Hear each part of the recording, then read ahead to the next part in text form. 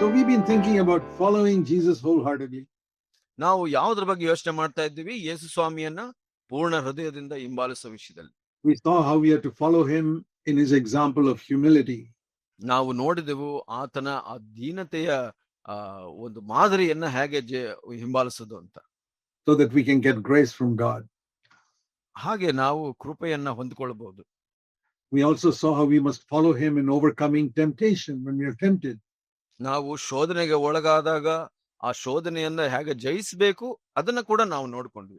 By receiving mercy for the forgiveness of our sins and grace to overcome sin. ನಾವು ನಮ್ಮ ಕ್ಷಮೆಗಾಗಿ ಕರುಣೆಯನ್ನ ಸ್ವೀಕರಿಸಿಕೊಳ್ಳೋದು, ಜಯಗಳಿಸಲಿಕ್ಕಾಗಿ ಕೃಪೆಯನ್ನ ಹೊಂದಿಕೊಳ್ಳೋ ಬಗ್ಗೆ ಕೂಡ ನೋಡಿದ್ವಿ.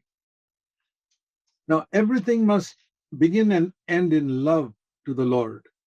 ಕರ್ತನಿಗೆ ಎಲ್ಲ ವಿಷಯದಲ್ಲೂ ಪ್ರಾರಂಭ ಮತ್ತು ಕೊನೆ ಯಾವ ರೀತಿಯಲ್ಲಿ ಆಗ್ಬೇಕು ಅಂದ್ರೆ ಪ್ರೀತಿಯಲ್ಲಿ.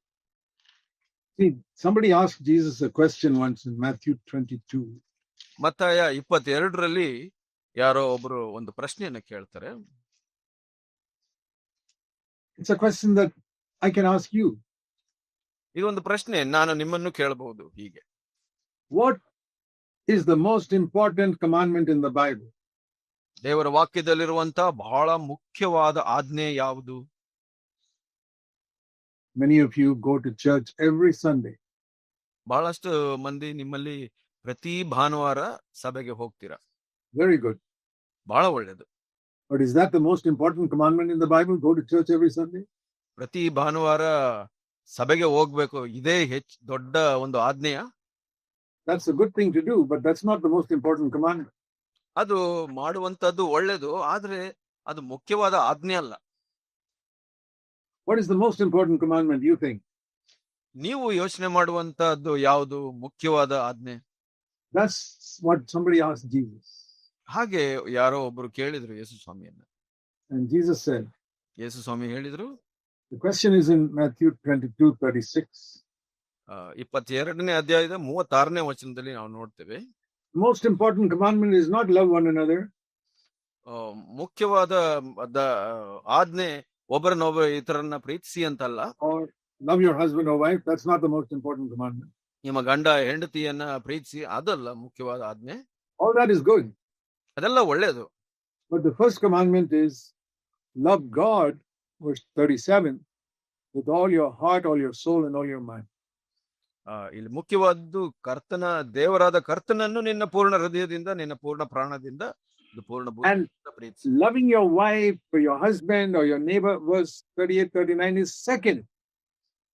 ನಿಮ್ಮ ಹೆಂಡತಿ ನೆರೆಯವರನ್ನ ಪ್ರೀತಿಸೋದು ಅದು ಎರಡನೆಯದು. That's what it says in verse 39, second. ಅದು 39ನೇ ವಚನದಲ್ಲಿ ಹೇಳುತ್ತೆ, ಅದು ಎರಡನೆಯದು. So you know the difference between first and second. ನಿಮಗೆ ವ್ಯತ್ಯಾಸ ಗೊತ್ತಿರಬೇಕು ಮೊದಲನೇದು ಎರಡನೇದು ವಿಷಯದಲ್ಲಿ. What is more important, what is less important? ಯಾವುದು ಮುಖ್ಯವಾದದ್ದು ಮತ್ತು ಯಾವುದು ಎರಡನೆಯದು ಅಂತ. In fact, one is dependent on the other. ಅದನ್ನು ಸರಿಯಾಗಿ ನೋಡಿದ್ರೆ ಒಂದು ಇನ್ನೊಂದರ ಮೇಲೆ ಅವಲಂಬಿತವಾಗಿದೆ. You cannot love your neighbor properly, you cannot love your wife properly unless you love God first. ನೀವು ನಿಮ್ಮ ಹೆಂಡತಿಯನ್ನ ಸರಿಯಾಗಿ ಪ್ರೀತಿಸೋಕಾಗೋದಿಲ್ಲ ನೀವು ಕರ್ತನನ್ನ ಸರಿಯಾಗಿ ಪ್ರೀತಿಸಿಲ್ಲ ಅಂತ. You won't be able to love all the believers in your church if you don't love God first. ದೇವರನ್ನ ನೀವು ಸರಿಯಾಗಿ ಪ್ರೀತಿಸಿಲ್ಲ ಅಂದ್ರೆ ಇತರ ವಿಶ್ವಾಸಿಗಳನ್ನು ನೀವು ಪ್ರೀತಿಸಲಿಕ್ಕೆ ಸಾಧ್ಯ ಆಗೋದಿಲ್ಲ. You get irritated with some of them. ನೀವು ಇತರರಿಂದ ಕೆರಳಿಸಲ್ಪಡ್ತೀರಾ. Or they do something wrong, you will find fault with them. ಅವ್ರು ಏನಾದ್ರೂ ತಪ್ಪು ಮಾಡಿದ್ರೆ ಅವರಲ್ಲಿ ತಪ್ಪು ಹುಡುಕ್ತೀರಾ. This is what will happen if you don't love God first. ದೇವರನ್ನ ನೀವು ಮುಖ್ಯವಾಗಿ ಪ್ರೀತಿಸಿಲ್ಲ ಅಂದ್ರೆ ಇದೇ ಆಗುವಂತದ್ದು. But if you love the Lord first, all these things you'll be able to overcome. ನೀವು ಕರ್ತನನ್ನ ಮುಖ್ಯವಾಗಿ ಪ್ರೀತಿಸಿದ್ರೆ ಇದು ಎಲ್ಲವನ್ನು ಜಯಗಳಿಸುವಂತ ಒಂದು ಶಕ್ತಿ ನಿಮಗೆ ಸಿಗುತ್ತೆ. Why did Jesus die on the cross? Why did Jesus die on the cross? ಶಿಲುಬೆ ಮೇಲೆ ಯೇಸು ಸ್ವಾಮಿ ಯಾಕೆ ಸತ್ತನು? We may say because he loved us so much. ನಾವು ಹೇಳಬಹುದು ಆತನು ನಮ್ಮನ್ನ ಪ್ರೀತಿಸಿದ್ರಿಂದ ಅಂತ. That's right. ಅದು ಸತ್ಯ. But that is the second reason. ಅದು ಎರಡನೇ ಉದ್ದೇಶ. Jesus loved us greatly and died for our sins is the reason number 2 why he died on the cross. ಯೇಸು ಸ್ವಾಮಿ ನಮ್ಮನ್ನ ಬಹಳವಾಗಿ ಪ್ರೀತಿಸಿ ಶಿಲುಬೆ ಮೇಲೆ ಸತ್ತನು. ಅದು ಎರಡನೇ ಮುಖ್ಯ ಉದ್ದೇಶ. What is the first reason why he died on the cross? ಯಾಕೆ, ಯಾವುದು ಮೊದಲನೇ ಉದ್ದೇಶ ಅವರು ಶಿಲುಬೆ ಮೇಲೆ ಸತ್ತಿದ್ದಕ್ಕೆ? Many Christians don't know, and they don't know the verse. There's a verse in the Bible that tells us. ದೇವರ ವಾಕ್ಯ ಒಂದು ಹೇಳುತ್ತೆ, ಆದ್ರೆ ಹೆಚ್ಚಿನ ಅಂಶ ವಿಶ್ವಾಸಿಗಳಿಗೆ ಅದು ಗೊತ್ತಿಲ್ಲ. So you can learn that today. ಅದನ್ನ ಇವತ್ತು ನೀವು ಕಲ್ತ್ಕೊಳ್ಬಹುದು. The number one reason why Jesus died on the cross. ಮೊದಲನೇ ಉದ್ದೇಶ ಯೇಸು ಸ್ವಾಮಿ ಶಿಲುಬೆ ಮೇಲೆ ಸತ್ತಿದ್ದಕ್ಕೆ. It was not because he loved us. ಅದು ನಮ್ಮನ್ನ ಪ್ರೀತಿಸಿದ್ರಿಂದ ಅಲ್ಲ. That is the reason number 2. ಅದು ಎರಡನೇ ಉದ್ದೇಶ.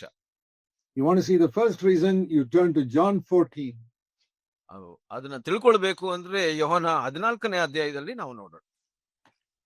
John 14 verse 31.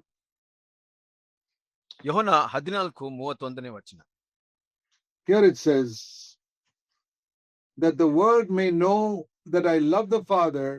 I'm doing what the Father has commanded me.